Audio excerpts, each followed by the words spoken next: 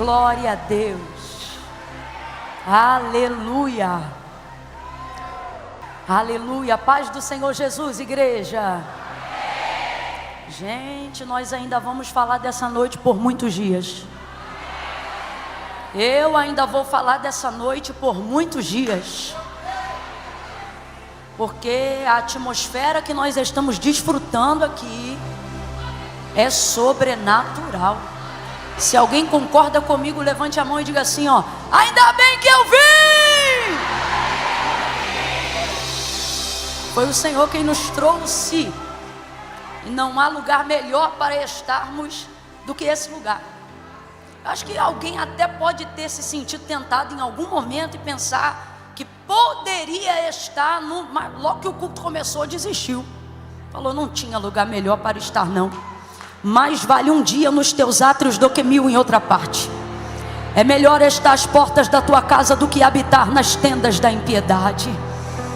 Senhor, eu quero louvar o teu nome junto com a tua igreja, Senhor. Nós queremos em oração agora te agradecer. Há um desejo grandioso no nosso coração de te agradecer. Obrigada pela oportunidade de estarmos de pé nos átrios do Senhor, podermos te adorar com hinos e recebermos instruções pela tua palavra. Senhor, não inscrevemos-nos nesta noite para ver um homem, para ver uma mulher, mas fizemos isso na certeza de que tu é Deus que fala conosco. Fizemos isso por causa da tua palavra, pelo desejo de ouvir a tua voz, porque quando ouvimos a tua voz somos direcionados. Quando ouvimos a tua voz, o medo perde espaço dentro do nosso coração. Quando ouvimos a tua voz, temos esperança contra a depressão, contra o burnout, contra a síndrome do pensamento acelerado. A tua voz confronta e afronta a ansiedade, a crise de ansiedade. A tua voz faz frear a síndrome do pânico. A tua voz faz cessar a mutilação da carne, a agonia do corpo. A tua voz paralisa a ação da fibromialgia.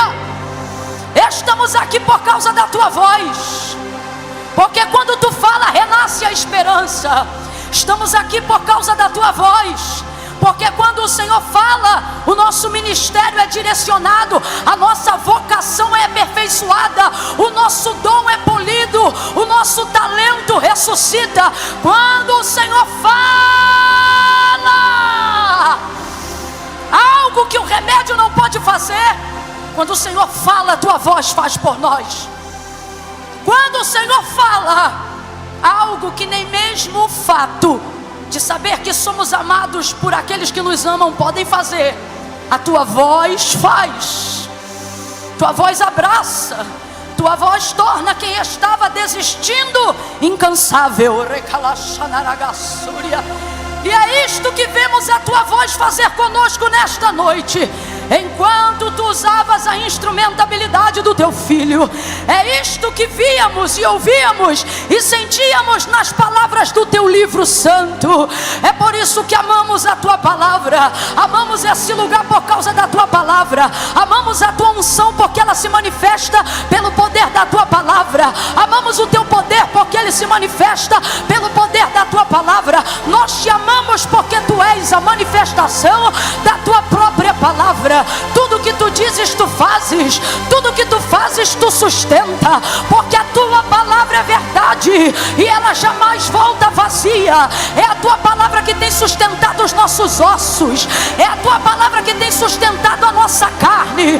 É a tua palavra que tem curado o nosso sangue. É a tua palavra que tem organizado os nossos pensamentos. É graças à tua palavra que estamos de pé. Não é por causa do governo, é por causa da tua palavra. Não é por causa do real ou do dólar, é por causa da tua palavra. A tua palavra tem salvado a nossa casa. A tua palavra tem nos sustentado todos os dias. A tua palavra tem garantido o alimento na mesa.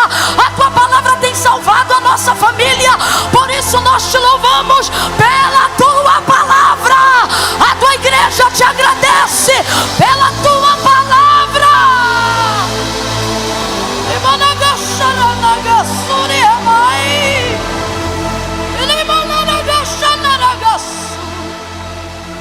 Louvado seja o teu nome pela tua palavra.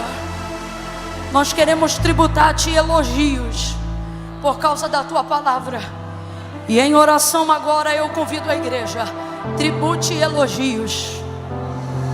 Dedique a Deus agora palavras de um rei, palavras de um Deus inigualável. Faça isso agora. Abra a tua boca e fale alguma coisa para o Deus de Piracicaba. Fale alguma coisa para o Criador dos céus e da terra. Vamos, homem, coragem. Vamos, filha, atitude. Abra a boca e declare uma palavra para Ele. Diga o que Ele é para você. Faça isso agora. Faça isso agora.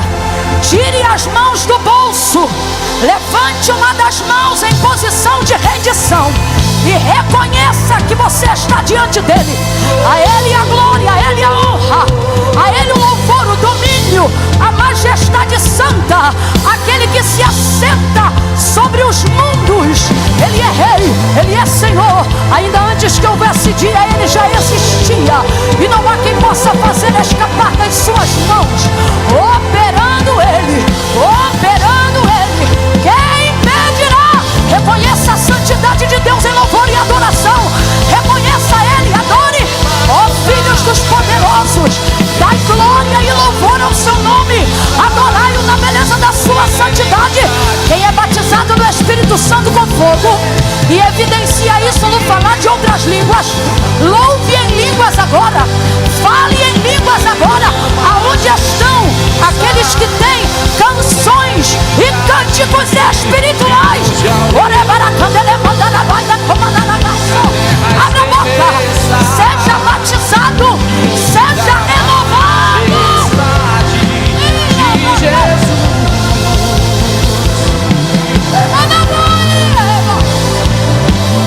Senhor, Senhor, Rei meu e Deus meu. Alguém consegue falar isso para Ele? Rei meu e Deus meu. Recebe a nossa gratidão, Senhor. O culto ouça em Piracicaba. A igreja do Evangelho Quadrangular em Piracicaba, família Morumbi, te reverencia, te respeita, te considera. Nós nos dobramos em reverência. Majestade santa, majestade santa, majestade santa.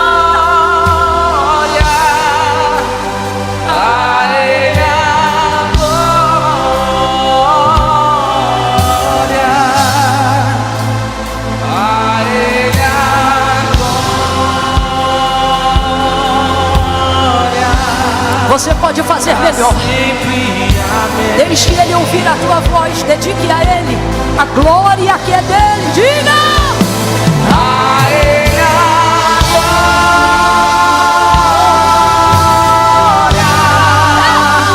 A Ele a glória.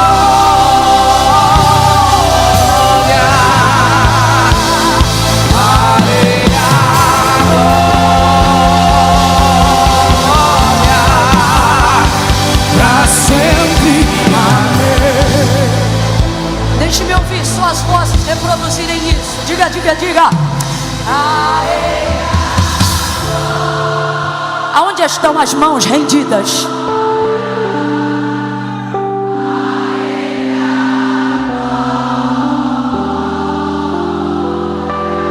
É tudo dele.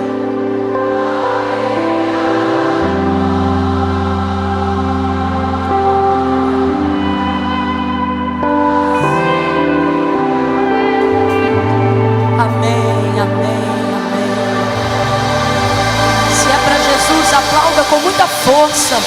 Faça isso acima da sua cabeça. Isso. Oh, glória.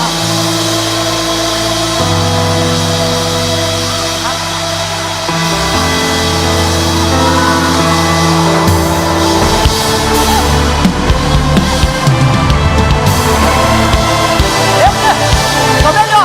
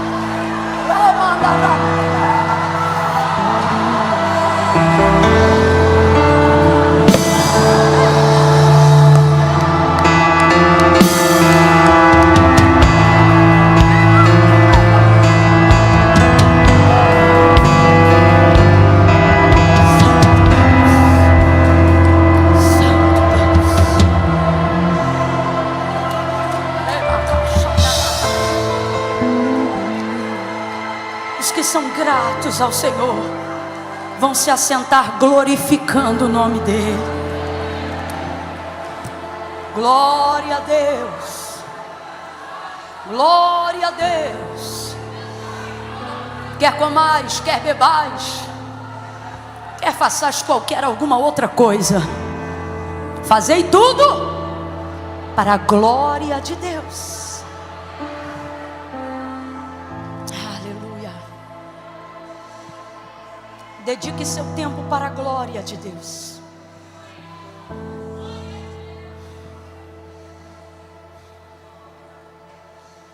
Dedique um pouco mais das suas horas. Dedique cada dia para a glória de Deus. Às vezes usamos a nossa força, a nossa energia vital, o melhor do nosso tempo, para estabelecermos patrimônios que anunciem a nossa capacidade de conquista. Carro, casa, segurança financeira, algum status social, alguma reputação que imponha respeito. Essa é a verdade da vida do homem, uma busca incessante para ser ou amado ou respeitado. Então dedicamos boa parte da nossa vida nisso. E mesmo com todo o empenho, buscando ferramentas humanas, métodos que já deram certo, referências pessoais e espirituais que apontem esse sucesso, nenhum deles traz garantia de realização, nem quando o dinheiro já está na conta, nem quando você tem sucesso financeiro, estabilidade, saúde ou até mesmo a formação de uma família. Nada disso, acredite no que eu vou lhe dizer agora, é garantia de realização e consequentemente garantia de sucesso verdadeiro. Nada disso. Eu já vi pessoas com a família perfeita, com estabilidade emocional, financeira, no sentido de que não houvesse nada na vida daquela pessoa para demonstrar um desequilíbrio, um destempero ou uma desesperança, mas mesmo assim conheci pessoas nessa condição, perfeitamente tristes. Porque nada de todo o esforço que você usa para fazer seu nome conhecido, sua casa respeitada, seu negócio bem sucedido, tem o poder de, no final da entrega dos seus dias, te garantir a realização. Talvez você até termine os dias dizendo: fiz o que era certo, mas isso também não é garantia de que deu tudo certo. Camila, do que você está falando? Estou falando que nós nascemos para a glória de Deus. Antes de você nascer do progenitor do seu pai ou da sua genitora, sua mãe, você nasceu nos pensamentos de Deus. E ao contrário do que comumente a gente sempre fala, quando falamos de propósito, quando falamos de chamada, quando queremos descobrir qual é a nossa vocação de vida, para que eu existi, por que eu estou aqui, qual é o meu caminho, qual é o meu destino, equivocadamente temos o costume de dizer que estamos na vida buscando conhecer o nosso propósito, e às vezes gastamos a maior parte do tempo da nossa vida na busca de um propósito que às vezes a gente só vai descobrir lá para o final. E eu tenho certeza que Deus é mais inteligente do que isso. Ele não quer que toda a sua força, sua vitalidade, sua energia, seu vigor, sua capacidade intelectual e criativa seja gasta numa busca. Não. Ele quer que ela seja investida no crescimento, na realização, no avanço, no transbordar daquilo que você carrega. É bem verdade que a busca traz uma experiência, um crescimento, mas eu queria que você analisasse isso agora friamente.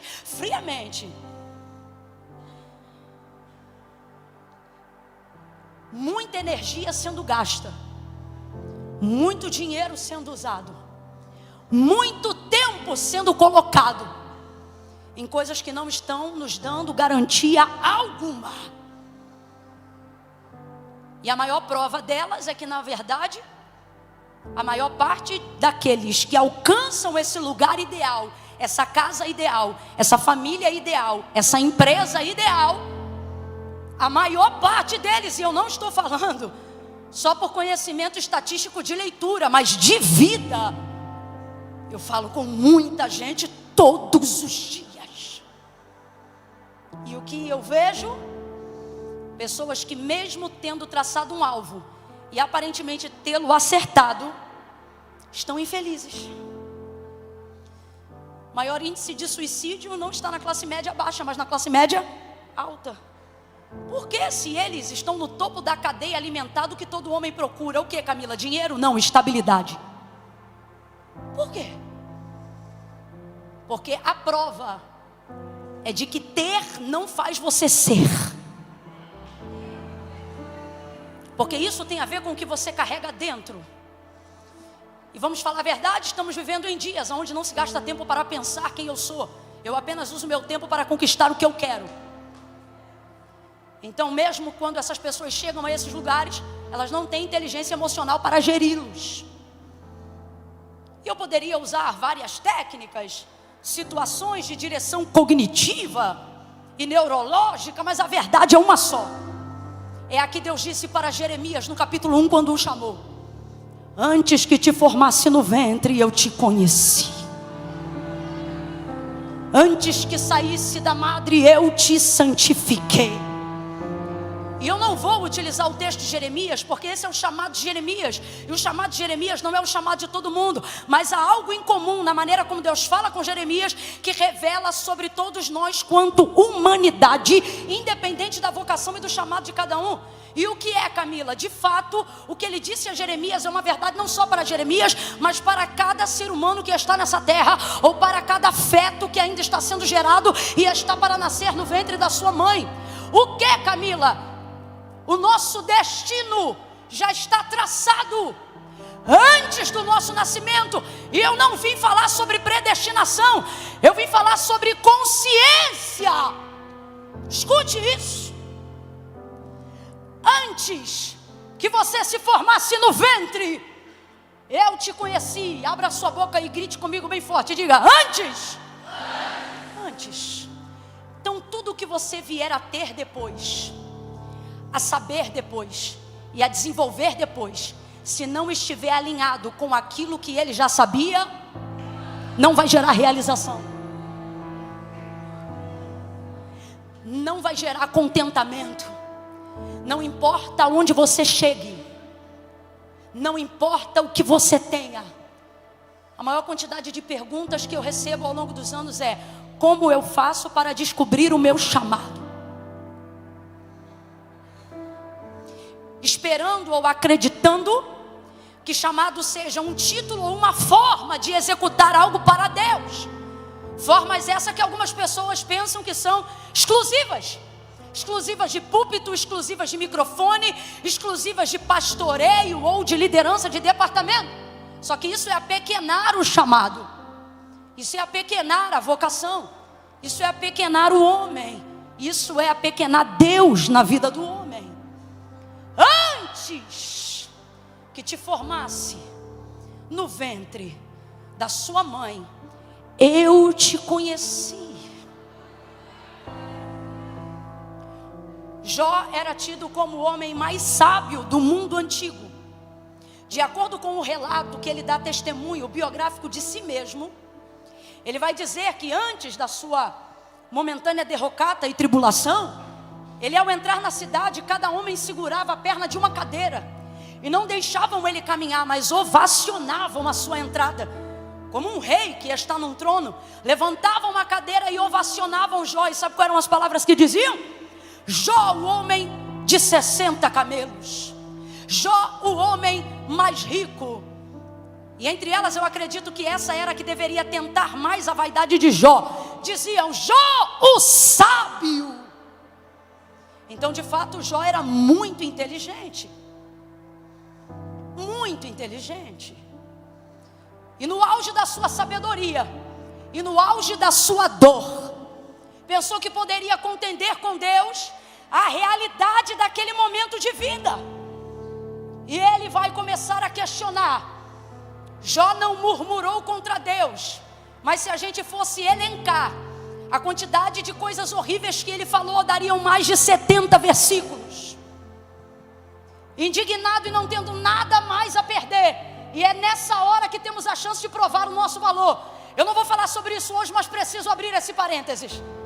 É quando você não tem mais nada a perder que você prova o seu valor. Porque gente que não tem mais nada para perder é capaz de qualquer coisa que não deveria ser. De matar, de roubar, de incriminar, de punir, de mentir. Eu não tenho mais nada para perder. Essa é a moralidade verdadeira de um homem. Isto é o altruísmo genuíno de um homem. Aí está a integridade que Deus desejaria ver em todo homem, mas só deu tal testemunho de Jó. Alguém que não depende do que tem para saber quem é. Ele era íntegro mesmo quando não tinha nada. Então não murmurou contra Deus, mesmo podendo utilizar-se humanamente falando das nossas falhas e da justificativa da dor que ele tinha para lançar coisas diante do rosto de Deus. Mas ele não fez isso. Pelo contrário, ele manteve a sua rotina devocional. Quando você vê Jó utilizando cacos de telhas para coçar suas feridas e vê a mulher dele indignada, ela não está vendo apenas um homem se coçando. Ela está vendo um homem num ato devocional diário de oração e adoração. Ou seja, tudo o que aconteceu com ele não tirou dele sua capacidade devocional. Isso provou para Jó, para Deus e para nós, para Deus não, que Deus já sabia, mas para nós, que ele de fato adorava a Deus por devoção. Por isso, quando Deus dá testemunho de Jó, ele diz para Satanás: não há nessa terra homem íntegro, sincero e desviado do mal como meu servo Jó. E diante de tudo isso, quando ele vê que nada vai melhorar, mas tudo vai piorar, ele pensa que o melhor que pode lhe acontecer agora é morrer. Só para eu ter certeza que você está acompanhando isso, complete para mim, por favor. O que Jó acredita que seja o melhor que pode lhe acontecer agora? Então ele vai fazer uma busca, não por restauração, não por restituição, não por dinheiro, filhos, bens materiais ou reputação. A busca e a contenda dele com Deus é: por que não me mata? E não é uma busca rebelde, é uma busca sincera. Ele chegou a um nível de dor tão grande, tão grande, tão grande, que para ele a morte não é uma sentença, é um alívio. Então ele começa a buscar a sua morte como você busca a vitória. Ele começa a buscar pela sua morte, pedindo a Deus, como se aquilo fosse a vitória da sua vida. Então para Jó, naquele momento de vida, sua maior vitória era receber de Deus a morte. Não fica com medo não, vem comigo.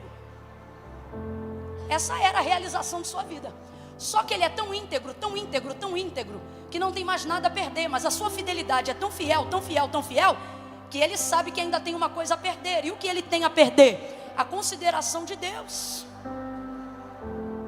Ele deseja morrer diante de Deus para ainda ver a Deus. Então ele sabe que não pode tirar a sua vida. Jó deveria ser o maior alvo de estudo para curar suicidas. Então ele não atenta contra a própria vida, porque isso é ser fiel até a morte. É desejar morrer, sabendo que não se tem o direito de se matar.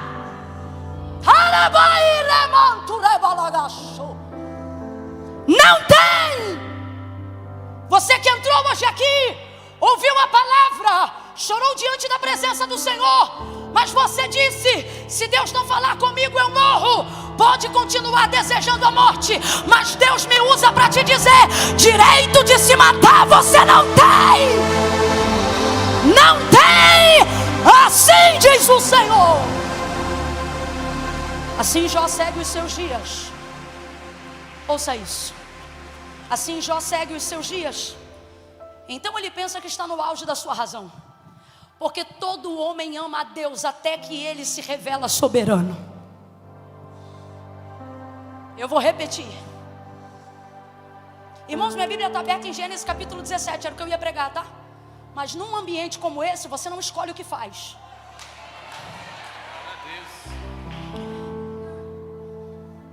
Não planejei nenhuma dessas palavras, mas estão todas coordenadas pelo Espírito Santo nesse momento. Então, no auge da sua razão e da sua sabedoria, ele pensa que tem seus direitos de contender e de pedir Deus para que dê cabo de sua vida. Então ele vai tentar convencer Deus de todas as formas a exterminá-lo. Hoje eu estou entendendo que uma alma vale mais que o mundo inteiro. E eu não estou falando de salvação, mas estou falando de gente que Deus quer continuar, quer que continue, que fique vivo. Talvez você já ouviu, e foi uma palavra, sem dúvida, nessa noite nós ouvimos pela vida do pastor Eduardo uma das maiores mensagens da nossa vida. Então você está olhando talvez e pensa: meu Deus, que contraste. E esse Deus é assim, é Deus de contrastes. Jó então começa a utilizar toda a sua sabedoria, todo o seu conhecimento, para tentar convencer a Deus de que o melhor que pode acontecer com ele agora, se Deus o ama, é feri-lo de morte. Mas ele não consegue convencer Deus. E então ele dá continuidade e ele fica: era melhor que eu tivesse sido um aborto. Maldito seja o dia em que disseram que um varão veio ao mundo e que se deu à luz a um homem. E dali ele vai, ladeira abaixo. Capítulo 36 do livro de Jó. Ele começa a falar e fazer aproximadamente 70 perguntas para Deus com um único objetivo: qual? Me mata. E ele me lembra Moisés, que no auge da sua dor e no auge da sua missão, vai dizer para o Senhor: se tu me ama, me mata. Quando a coisa fica nesse nível, a gente não quer que Deus nos dê o amor dele nos conduzindo em triunfo, porque não acreditamos mais que tem perspectiva de vida depois dos piores dias da vida. Você lembra de Jesus entrando na aldeia de Betânia? E Marta dizendo: se tu estivesses aqui, meu irmão não teria morrido. O que ela está dizendo? Eu queria que tu tivesse feito antes, eu queria que tu tivesse vindo antes. No coração dela o que ela está dizendo agora é: não adianta mais. Só que nada do que Jesus não fez antes mudava o que ele ia fazer a partir daquela hora. Só que temos dificuldade de ter perspectiva com o futuro quando o presente apresenta desgraças maiores do que a nossa esperança. Então você pode ter uma empresa que não faliu, mas você não quer mais que ela chegue no sonho que você sonhou, porque ela te deu tanto desgosto que o melhor que você quer agora é vendê-la e guardar o dinheiro. E não se lembra mais de que ela fazia parte de um propósito ou de um sonho. Dependendo do que o seu filho cometeu ou do tipo de desgraça que ele viveu na caminhada dele, não é que você não quer mais ser salva ou ter o seu nome no livro da vida. Não, sua vida, sua fé, sua salvação continua em Deus, mas você pede Deus para te levar, porque você não consegue ver que dias melhores depois destes dias serão capazes de acontecer. Então, pensando que a memória do que é ruim vai roubar toda a atenção do que Deus tem, você não consegue lançar-se no futuro. Você quer que Deus elimine o passado te matando no presente. Então você vende a empresa agora, você quer morrer agora, quando você queria viver algo para que outra pessoa desfrutasse aquilo que ela viu Deus te prometer, e esta pessoa não está aqui, perde-se a vontade de que Deus realize o que ele disse que ia fazer, porque você pensa: agora que fulano não está aqui, eu não faço mais questão. Agora que a fulana não está aqui, por mim Deus pode não fazer mais. E por que todas essas dores? Por que tanta sede de morte e pouca fome de vida? Por quê? Porque antes que te formasse no ventre, eu te conheci. Mas a verdade é que desde que você nasceu, você não busca me conhecer, você busca se conhecer. Agora, olhe, não é difícil de entender. Qual é a melhor maneira de conhecer alguém que a gente quer conhecer mais? Procurando alguém que já conhece essa pessoa, sim ou não? É claro que a outra melhor maneira é conhecendo a própria pessoa, sim ou não? Só que dependendo de quem conhece a pessoa que você quer conhecer, vale mais conhecer alguém que já a conhece mais tempo. Porque em uma conversa você vai conhecer tudo dessa pessoa? Num encontro você conhece tudo dessa pessoa? Em 15 segundos de history você acha que dá para saber tudo da vida dessa pessoa? Então o ideal é conhecer alguém muito tempo. Mas já que eu não tenho muito tempo para conhecer alguém, então eu vou procurar conhecer alguém que conhece quem eu quero conhecer há mais tempo. Aí você vai falar com a mãe, vai falar com o pai, vai falar com um amigo íntimo. É assim ou não é? É assim ou não é? Só que olha como fazemos com Deus. Quem nos conhece melhor do que Deus? Esse é teu mal, achar que tem gente que te conhece melhor.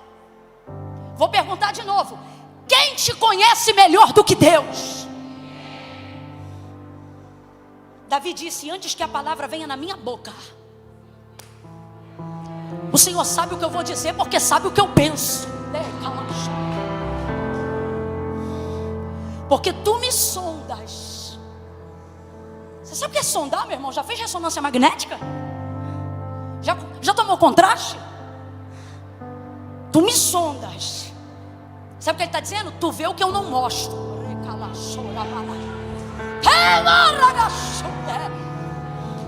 Tu me sondas e me conhece. Então eu vou perguntar pela terceira vez, porque tem alguém aqui precisando se lembrar de quem Deus é. Alguém te conhece melhor do que Deus? Então quem é a pessoa que melhor te conhece na vida? Deus sabe sobre você hoje coisas que você só vai descobrir de si mesmo aqui a 10 anos.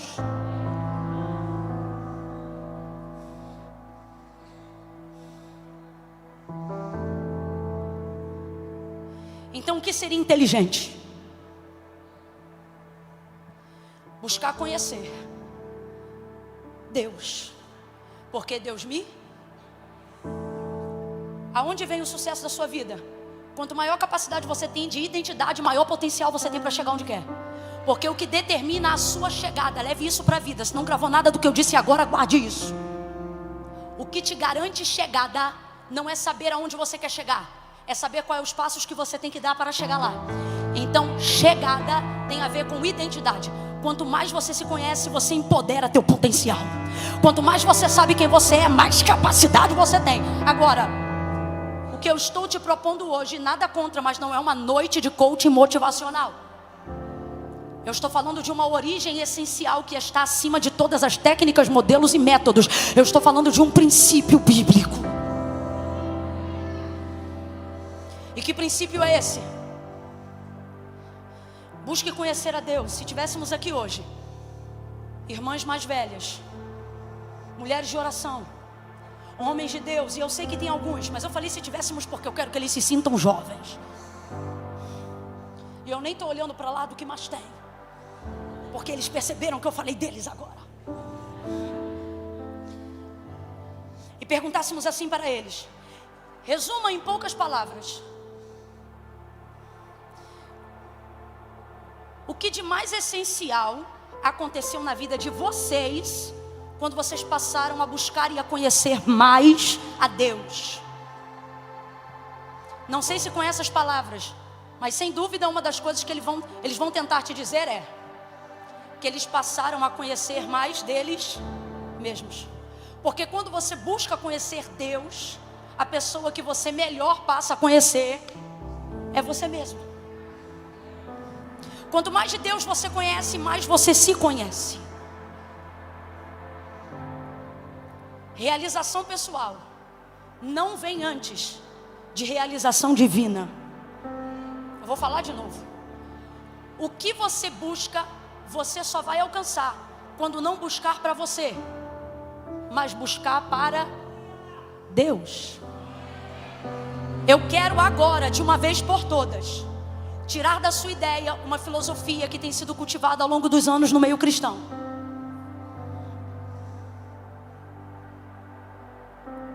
Pautada na ideia de que você tem que viver a sua vida para descobrir seu propósito. Não, você tem que viver a sua vida para cumprir seu propósito. Mas por que você passa mais tempo tentando descobrir do que cumprindo? Porque no meio do caminho você quer realizar você. Porque no meio do caminho você quer fazer crescer você. No meio do caminho você quer conquistar patrimônio para provar às pessoas que você é, que você pode, que você tem e que você consegue. No meio do caminho você faz isso para ter respeito. No meio do caminho você faz isso para ser amado. E é nesse momento que se perde o propósito que você carrega. E por isso que mesmo quando aparentemente você chega lá, não há realização, o que é tristeza, frustração, vazio, dor, falta de saciedade. Porque desenvolveu-se em nós a mentalidade de que a nossa vida cumpre o propósito, mas não é. É o propósito que se cumpre na nossa vida. E tem diferença, Camila? Tem, e eu vou provar agora. Eu disse que antes de você nascer do progenitor do seu pai ou da genitora da sua mãe, você nasceu de onde? Quem lembra? Alguém lembra? Da onde? Dos pensamentos de Deus. Mas de acordo com o que Paulo fala aos Romanos, ele deixa claro que todas as coisas que existem, todas as que vierem a existir, todas as que são ou as que serão, visam um único objetivo: glorificar a Deus. Salmos 19: os céus declaram a glória de Deus, o firmamento anuncia a obra das suas mãos. Um dia faz declaração a outro dia, e uma noite declara a outra noite. Sem que haja linguagem ou fala, ouve-se o som da sua voz. O salmista em outros momentos vai declarar: tudo que tem fôlego, louve ao Senhor. Sabe por que você nasceu? Para a glória de Deus. Vem comigo, que é uma equação simples e eu já encerro. Por que você nasceu? Por que você nasceu? Todo defeito que você encontra em você e que você não consegue romper para se tornar quem você quer, está em uma lacuna aberta. Qual? Alguma área da sua vida não está funcionando para a glória de Deus. Então volta ao que Paulo diz à carta aos Romanos: porque dele, por ele e para ele são todas as... Vem de novo: porque dele, por ele e para ele são todas as... Então tudo é para quem? Por causa de quem? E graças a quem? Me responda com inteligência. Com inteligência, sai do emocional. Estou te dando uma receita nessa noite que pode mudar os anos da tua vida a partir de hoje. Dele, por ele e para ele. Por causa dele, por meio dele, graças a ele. Então, se esse é o princípio, se essa é a ideia, responda com inteligência. Em que Deus, cujo aquele afirma que eu nasci de seus pensamentos antes de ser gerado no ventre da minha mãe, em que Deus estava pensando quando me criou?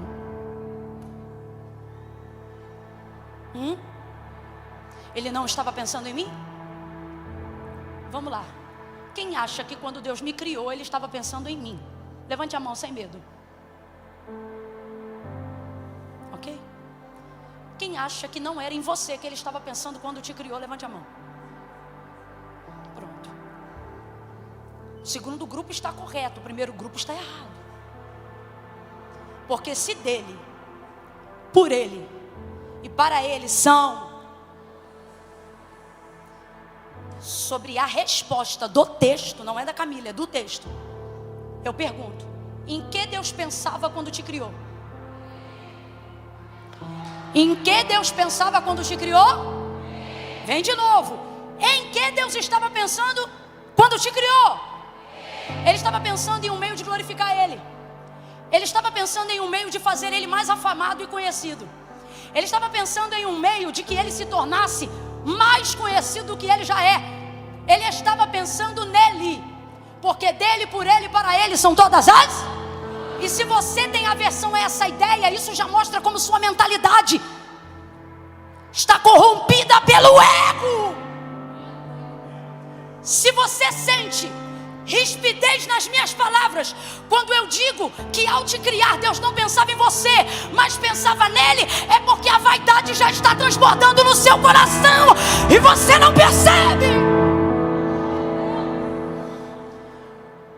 Porque a doutrina triunfalista de um evangelho mingau quer colocar na tua cabeça que você é o centro da criação, e que se as coisas não girarem em torno de você, então elas não têm o devido valor.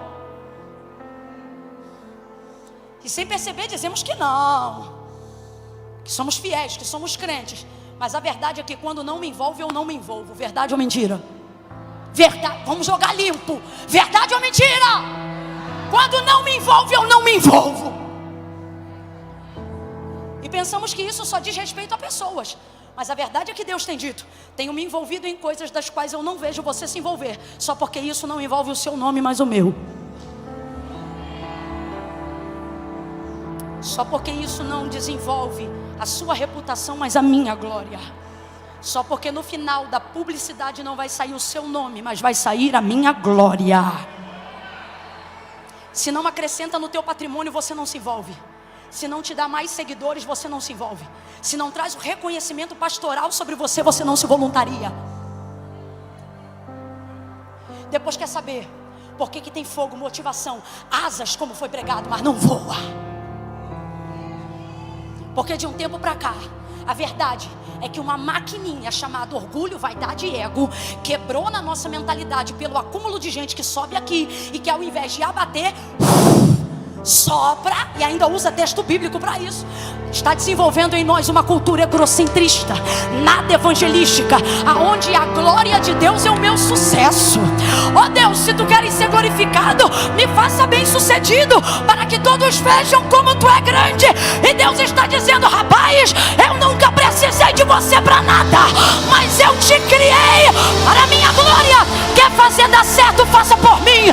Se envolva por mim, entre por mim e pergunte o quanto eu tenho prazer e desejo em fazer o que eu quero fazer, e não em que você quer que eu faça. Alguém consegue glorificar nesse moedor?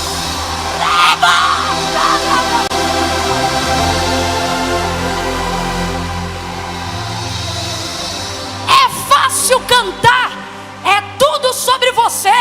Difícil é desaparecer na hora do reconhecimento.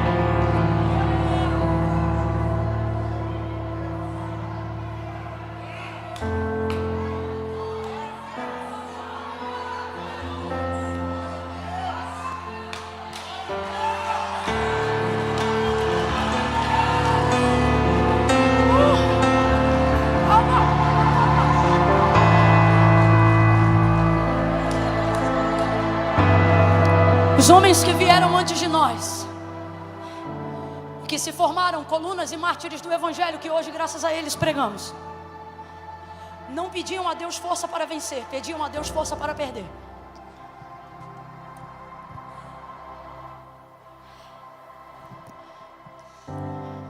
Nossos pedidos estão tendo mais a ver com o nosso desejo de morte do que com a nossa fome de vida. Porque já há muito tempo não estamos mais vivendo para Deus, mas queremos que Deus viva para atender nossos desejos.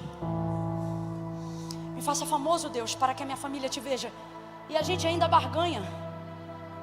Dizemos que é adoração, mas isso é suborno travestido de glória há muito tempo.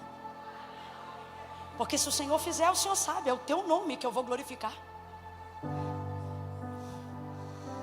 A verdade é que hoje as nossas orações são imposições para que Deus abençoe o que nós queremos fazer, quando outrora nossas orações deveriam ser para que nós passássemos a saber o que Deus quer que seja feito. Eu estou em paranoia e não vou ficar sozinha. A metanoia que me alcança vai entrar na tua mente hoje.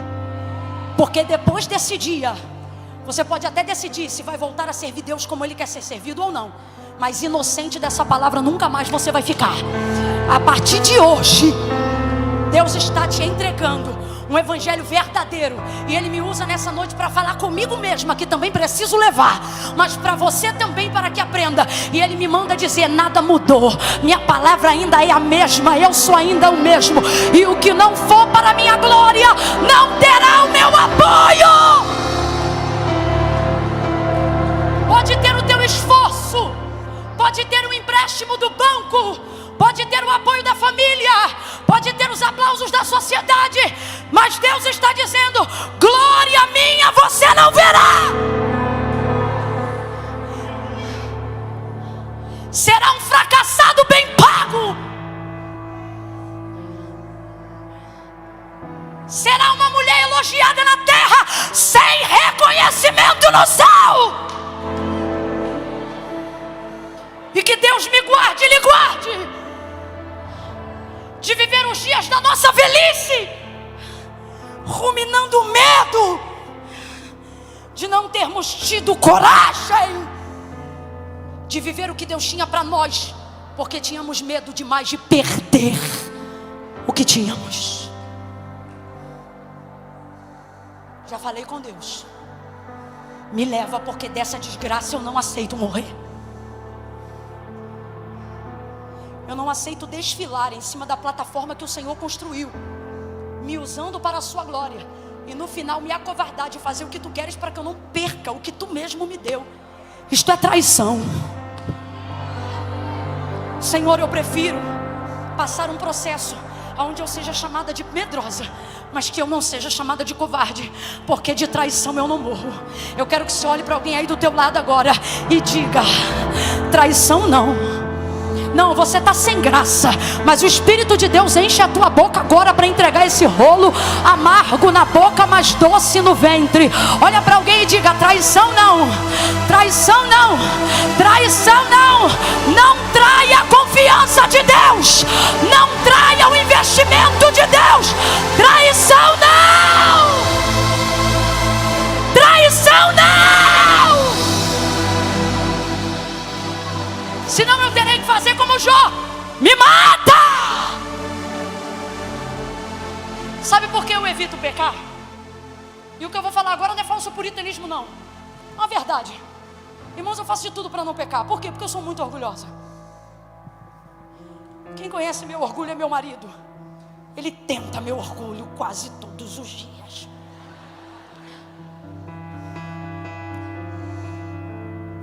Então, vez ou outra eu falo assim com Deus. Essa é uma oração que eu faço há mais de 10 anos. Hoje eu posso contá-la, antes eu não podia. Mas eu me lembro de, por muitas vezes, e ainda hoje, orar e dizer assim: me livra de pecar contra o Senhor. Quantas vezes eu já errei aos olhos de pessoas só para não pecar diante do... Porque, irmão, quando eu fecho a porta da minha casa, não tem marido, não tem mãe, não tem filho, não tem pai. Meu irmão, é eu e o meu Senhor. E a parte boa de você caminhar com Deus é que quando você conhece Deus, não te falta coragem para ficar errado diante dos homens. E uma das orações que me acompanha há muito tempo é essa: Senhor, não me deixa pecar contra o Senhor. Irmão, nada me destrói mais do que pecar contra o Senhor. Sabe uma coisa que me arrebenta? Difamação. O ano de 2022 foi um ano que eu fui tão difamada, tão difamada, tão difamada. Ai, ódio. Me arrebenta. Mas só tem uma coisa que me arrebenta mais do que isso. Se eu fizer alguma coisa que às vezes não é nem pecado, mas se eu perceber que desagradou ao Senhor, acabou-se o sorriso, o brilho no rosto. Então eu sempre digo em oração: Senhor, não permita que eu venha pecar contra o Senhor. Aí eu sempre digo assim: porque eu sei que se eu pecar, eu uso as palavras de João. Tendes um advogado. Então eu digo: Deus, eu sei que se eu pecar, o Senhor vai me perdoar. Mas o problema não é a minha alma, o problema é a minha mente. Porque o problema é que se eu pecar, o Senhor me perdoa, mas eu não me perdoo. Então eu conviverei com uma alma salva e com uma mente transtornada. Então me ajuda, livra meus pés da perdição, para que a minha mente não se perca. Camila, por que você está falando isso? Porque a única maneira, irmãos, de corrigirmos a rota, ela é simples, mas as coisas simples às vezes são mais difíceis. E qual é a simplicidade que o Senhor nos traz hoje? Volte a fazer as coisas que você faz para a minha glória. E aí a sua alma e sua mente vão voltar a andar em concordância, em coerência. Com o passar dos anos, você começou a correr atrás do que era bom para você e não pergunta mais o que é bom para mim. Então eu encerro nas primeiras palavras que iniciei, de Jeremias capítulo 1. Antes que te formasse do ventre, eu te conheci. Então em que Deus estava pensando quando me fez? Agora eu te pergunto: tem como algo que está em Deus dar errado? Então por que está dando? Porque não estamos fazendo para a glória de Deus. Essa é a verdade. Sou só eu que estou falando, mas qualquer outra pessoa poderia dizê-la. E aí queremos métodos, cursos, empréstimos, porque é mais fácil criar gatilho do que reconhecer uma intenção que se corrompeu. Afinal, somos cristãos, somos crentes.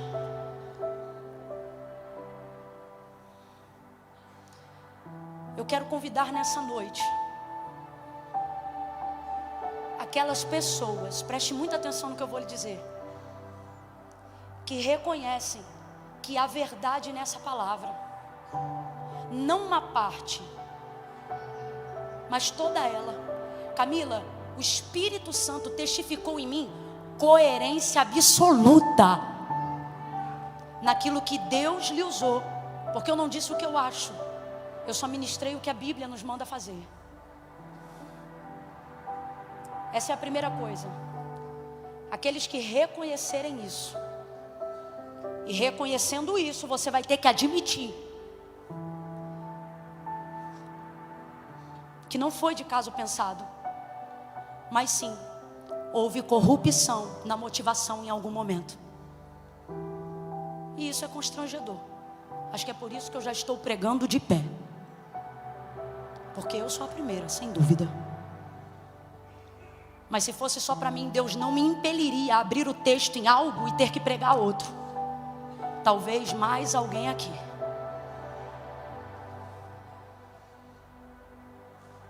tenha constrangimento, mas necessidade de corrigir a rota e dizer: Camila, hoje pastor Eduardo já fez o apelo, convite para quem quer salvar-se.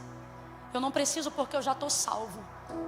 Então Deus trouxe um segundo motivo, e o convite não é para quem quer ser salvo, é para quem quer voltar, não a descobrir o propósito, mas a usar todo o tempo de vida para cumpri-lo. Com todo respeito, você está desperdiçando tempo demais. E o que Deus está dizendo é que não é um caminho que vai corrigir tua rota, é um conserto. Metanoia nessa noite. Eu vou contar na verdade eu não vou contar não, porque eu sempre conto para motivar, e eu não quero usar de nenhum artifício hoje para te motivar. Eu quero que você olhe para você, e se você concorda que é coerente, você admite. E se você admite, a única oração que vai te habilitar a levantar hoje aqui e começar a entrar num caminho de realização, e não de murmuração e de morte, um caminho onde o desejo de morte não será maior do que a fome de vida.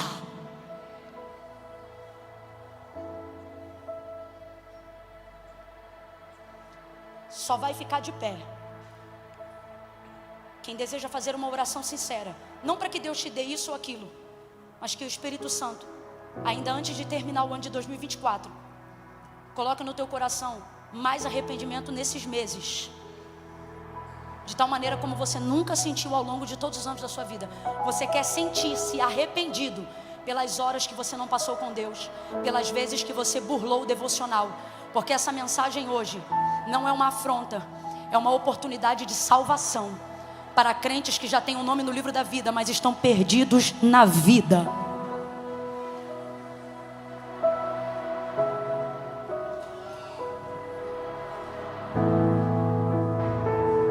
É voluntário, é pessoal. E os que desejam hoje, vou lhe dizer algo que me ajudou nos últimos meses. Eu estava tão fria. Eu tive dias, pastor César, pastora Carla, eu tive dias de tanta anestesia. Quem já tomou anestesia aí? Aonde aquilo está ali, mas você não sente. Eu tive dias de tanta anestesia espiritual, que eu comecei a ter medo de não corrigir a minha rota. Comecei a ter medo de talvez estar vagueando para longe demais, que eu mesma pudesse ter consciência para retornar. Tive medo, de não ter mais medo de não jejuar. Tive medo de não achar que precisava mais continuar estudando e lendo a Bíblia. Tive medo de não criar mais mecanismos que pudessem me tornar alguém que não sentia quando Deus se afastava. Então eu fiz algo. Peguei algo físico em mim e disse: Senhor, tal coisa eu sempre faço de tanto em tanto tempo. Uma coisa pessoal minha, que eu não vou dizer o que é porque é um segredo. Mas eu digo: Senhor, tal coisa é uma rotina na minha vida e eu sempre faço de tanto em tanto tempo. E isso é muito importante para mim. Mas ocorre que, vendo esse processo que eu estou de alerta espiritual, essa coisa que eu faço, não farei até tal dia de tal ano. É isso aqui que eu sempre faço. Isso aqui que eu sempre faço. Só que eu não farei isso que eu sempre faço até tal dia de tal ano. No dia tal, do ano tal, até o horário tal. Isso aqui que eu sempre faço, não farei até esse dia. E por que eu fiz isso? Porque é algo que eu tenho acesso e que eu gosto de fazer, mas estou proibida por mim mesmo de fazer até tal dia e tal ano. Porque eu disse: todas as vezes que eu olhar para isso e me lembrar que eu não fiz. Quem está me ouvindo aí? Todas as vezes que eu olhar para isso que eu sempre faço, mas que agora até tal ano eu não estou mais fazendo, eu vou me lembrar que eu não fiz isso por ti.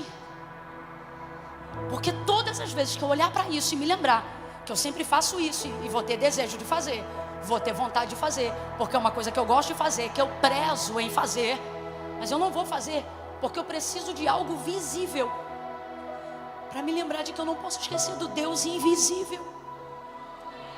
Todas as vezes que eu olhar para isso, é uma maneira de eu proteger algo que eu preciso proteger na minha lembrança entre nós. Foi uma coisa que eu fiz. Eu não estou dizendo que você tem que fazer, mas isso tem me ajudado. Todas as vezes que eu olho aquilo que eu sempre faço e aquilo me incomoda, eu digo: eu não faço isso porque é para eu lembrar-me de uma promessa que eu fiz para Deus, de eu me lembrar que vale mais o meu incômodo e a presença dEle do que o meu sucesso sem a comunhão perfeita com Ele. E assim eu tenho caminhado. Eu nunca disse isso em lugar nenhum, irmãos. Sara já me acompanha há algum tempo. Eu nunca preguei assim em lugar nenhum. Mas eu quero te dar esse conselho. Se houver algo na sua vida visível, é visível para você, não é para os outros, ok? Porque senão vai gerar publicidade e a gente quer arrependimento. Mexa numa área que só você e Deus vão saber e que ninguém mais vai saber. E aí você vai usar isso como moeda de conserto. Não é que você está barganhando, é que você está mostrando para Deus que você está comprometido com algo físico. Quem entendeu, diga amém. Feche os olhos, eu vou te ajudar em oração agora. A primeira guerra é para fechar os olhos. Estamos tão distraídos. Há tanta luta na nossa mente, mas nessa noite o Senhor restaura a nossa sanidade mental. Ele organiza os nossos pensamentos. Vou te dar um tempo para que você procure algo que você possa se comprometer agora. Mas se você não encontrar nada agora, não tem problema. Use essa semana para buscar algo. O Espírito vai te ajudar a entregar algo de valor. Pai, em nome de Jesus, nós oramos ao Senhor com toda a sinceridade do nosso coração. Queremos orar e falar a verdade contigo, porque a verdade, ela é nua, despida, patente aos teus olhos. Mas é necessário que nós a admitamos com os nossos lábios. Por isso essa palavra foi pregada, porque ela nos ajudou a confessar o nosso pecado. Ela nos ajudou a falar dos nossos erros abertamente com o Senhor. Por isso eu quero te pedir, Senhor, olha a sinceridade do nosso coração. Porque nessa noite não queremos te buscar para disputar a corrida de um lugar que nós queremos estar. Não. Hoje o lugar que nós queremos estar, e amanhã também, e depois, para sempre, é no centro da tua vontade. Porque no centro da tua vontade a paz é perfeita. No centro da tua vontade, o dinheiro não administra as nossas decisões. No centro da tua vontade, o nosso caráter e a nossa fé são maiores do que as propostas do mundo e as suas tentações. Restaura-nos a esse lugar. Nosso pedido hoje é esse, Senhor: pureza verdadeira, santidade que vem do alto, e não a arrogante religiosa. Pureza verdadeira. Senhor, o nosso desejo nessa noite é que nós saiamos daqui acautelados, andando com cuidado, com medo, com preocupação de pecar contra o Senhor. Visita o nascedouro das nossas emoções, visita o íntimo da nossa alma. E aonde houver corrupção, aonde houver em nós motivação que não glorifica teu nome, coloca diante de nós, expurga como uma inflamação, bota para fora como pus, sai do furúnculo. Que assim seja, que venha para fora, não para que os outros nos acusem, mas para que nós identifiquemos antes de sermos julgados, antes de que se aproxime o juízo do Senhor. Por favor, Senhor, essa é a nossa oração. Visita-nos de dentro para fora nessa noite e nos dá um pouco de alívio, para que nós saibamos que é na confissão dos nossos pecados que está a paz que nós procuramos, que está o alívio que a nossa alma almeja. Eu oro para que nessa noite de redenção, nessa noite de perdão e de correção, possamos viver o melhor sono das nossas vidas. Que cada homem e cada mulher desfrute nessa noite ainda de uma partícula que só Deus, só o céu do Senhor pode oferecer. E isto seja um sinal de que melhor do que qualquer coisa é te servir. Restaura o nosso voluntariado, de quando nada para nós era mais importante do que te dar prazer. Restaura nos homens mais velhos ou nos jovens, não importa a idade. Restaura a pureza de quando tudo o que fazíamos era pelo teu sorriso, era pelo desejo de que tu fosse feliz na nossa existência. Volta a resplandecer sobre nós a luz do teu rosto e tira para longe de nós a sombra da preocupação que veio junto com os pecados e não com as dívidas. Não é a demanda, foi o pecado. Não é as parcelas da fatura do cartão, foi o pecado. Pecado esse que hoje nós confessamos. Conserta-nos, perdoa-nos, nos vestes de roupas limpas, de intenções e motivações sinceras, em nome de Jesus.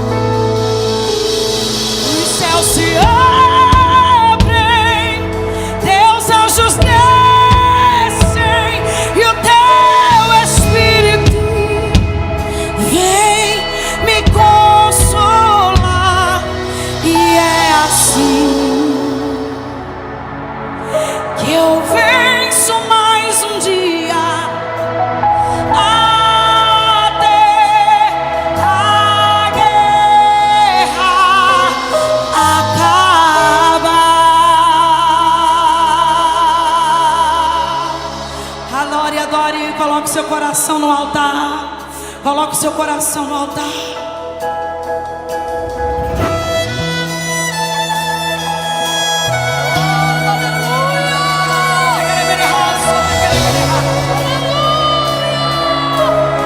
Renda-se, renda-se.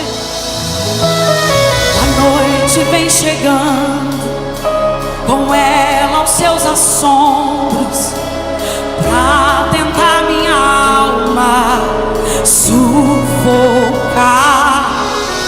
Eu vou me levantando, meu altar vou preparando. Será que o meu Deus responderá? Voltar não é opção pra quem tem história com Deus de Abraão. Parar, eu não paro não. Estou sendo levado pela oração. O meu remédio pra essa dor é o teu altar. Quando eu me prostro na tua presença pra adorar, os céus se abrem, teus anjos descem e o teu Espírito vem me consolar. E é assim que eu venço mais um dia, até a guerra acabar. Voltar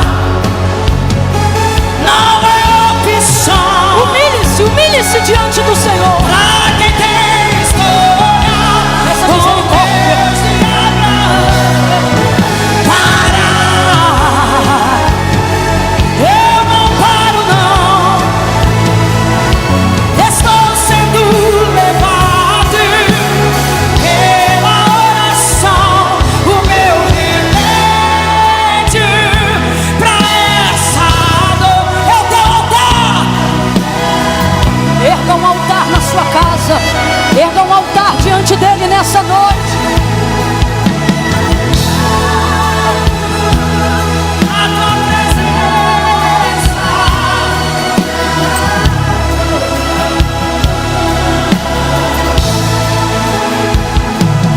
Os céus se abrem, teus anjos descem e o teu Espírito vem me consolar. E é assim que eu venço mais um dia, até a guerra acabar.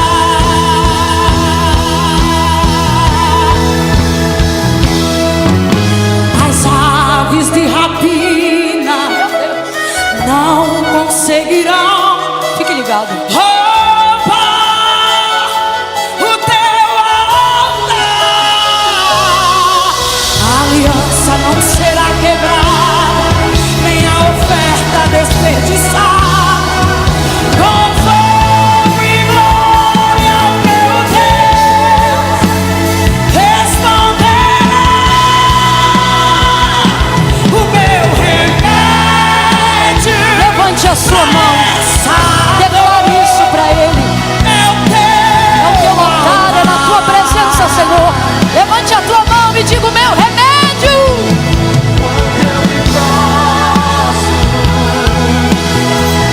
Todo peso vai saindo agora em nome de Jesus.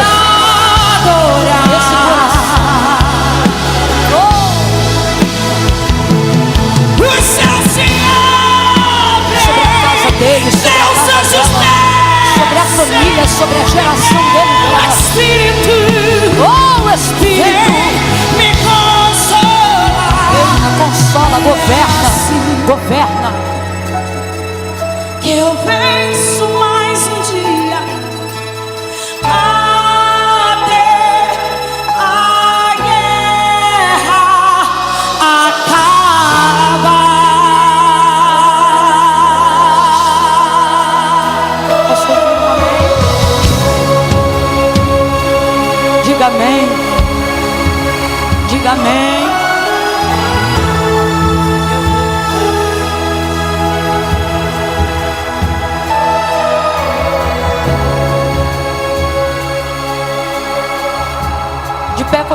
irmãos, só vou fazer mais duas coisas.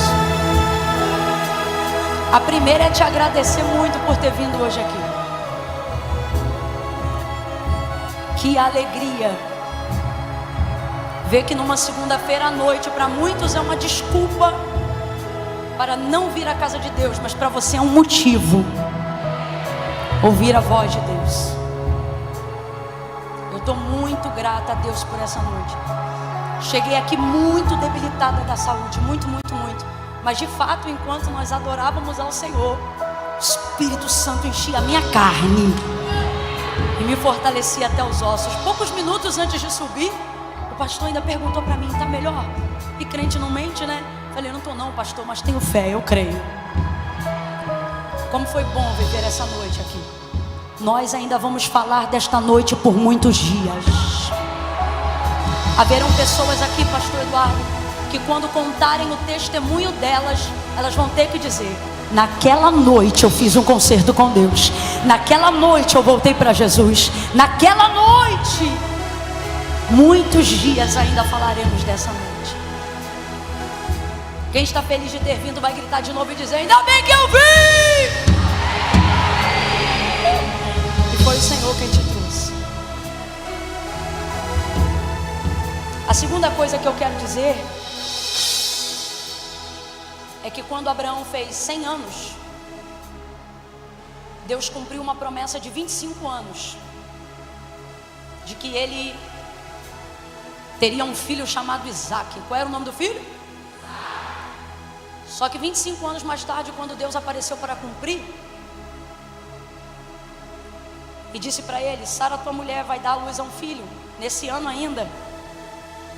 Ele riu por dentro, dizendo por dentro: um homem de 100 anos vai fazer um filho e uma mulher de 90 vai gerar uma criança? Mas não falou, só pensou. Mas Deus não se relaciona só com o que a gente fala, mas principalmente, Deus viu. E o que Deus disse para Abraão naquele dia foi uma coisa tão linda. Deus disse assim para Abraão: eu vou abençoar a tua descendência. Chegou o tempo de eu cumprir tudo o que eu tenho falado para você. Aí Abraão ouve isso, pensa isso que eu te disse agora e fala isso que eu vou dizer agora. Ele diz assim: Oxalá abençoe Ismael. Mas Deus não estava falando de Ismael, Deus estava falando de quem? Aí Deus disse: eu vou abençoar Ismael, mas você sabe que não é dele que eu estou falando. Ismael, sou eu que estou dizendo agora, é fruto da sua ansiedade, do que você fez com as próprias mãos, por não ter aguentado esperar Deus fazer com as dele. Ismael gera uma demanda muito grande, Sara, porque fruto do nosso esforço nunca é igual ao cumprimento de promessa. E eu estou aqui pregando e orando. Deus disse para mim: diga para o meu povo que eu abençoarei Ismael. Quem é Ismael?